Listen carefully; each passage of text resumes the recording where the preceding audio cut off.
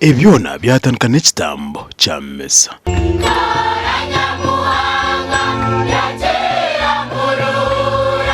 Reverend Father Davis nuwe yakyebembera yashaba Kristo okwikirizamu.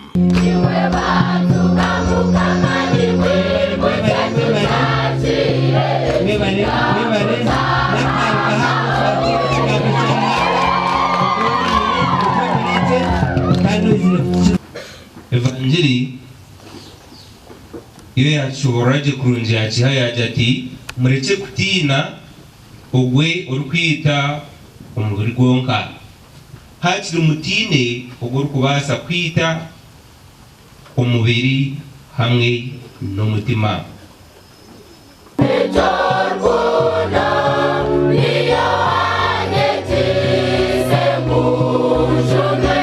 Bwanyuma ekigeno ky'omukoro okwakuri okurundana sente okombeka ebirasi ahishomerere kyatandika.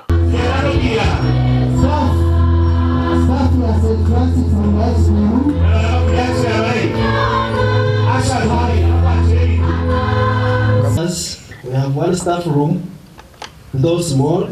We have one bookstore just next to your left-hand side, and which is also too small to accommodate our number of students. Ishomero lya St. Francis Buhunga High School rimazire emyaka ritwirwe government okuja abebembezi tibine kyombeko kya government omwanya ogu.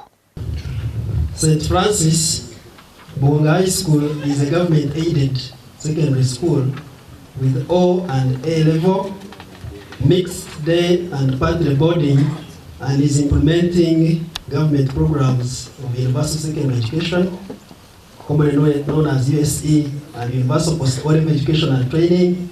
This school has never benefited from any government program of constructing classrooms or any other infrastructure. St. Francis Buhunga High School has very few permanent structures. A speech nungi kandi yabipreparinga yabitaho yateraho n'amasimu gabunshemerere kureba kandi yampa na intelligence ngo bakagira ngo ubirye byanjye bamanya ngo batekwa kubikoraho so niza kubikora tarabyona babikore.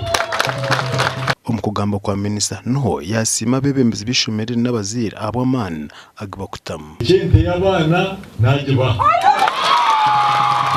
yaje gavumenti ebimurkwete abo kuba n'ibyo iby'abazire barukutaho gavumenti eshebere kuba n'ibikora. Omugyenyi mukuru ow'abari Minisita Jim Muhwezi aba yabakwatiraho na miliyoni 21. Ndwana kusima abana magikana bakusima abaragoma Cherizo cyo kombeka classroom zina shona sente budget yitu yona ni kwata miliyoni 105. Ngono muntu wakoba aina uhwezi ntugakira abo kombeka tukaho izo baramwe aba TV West dusenyomo Gideon.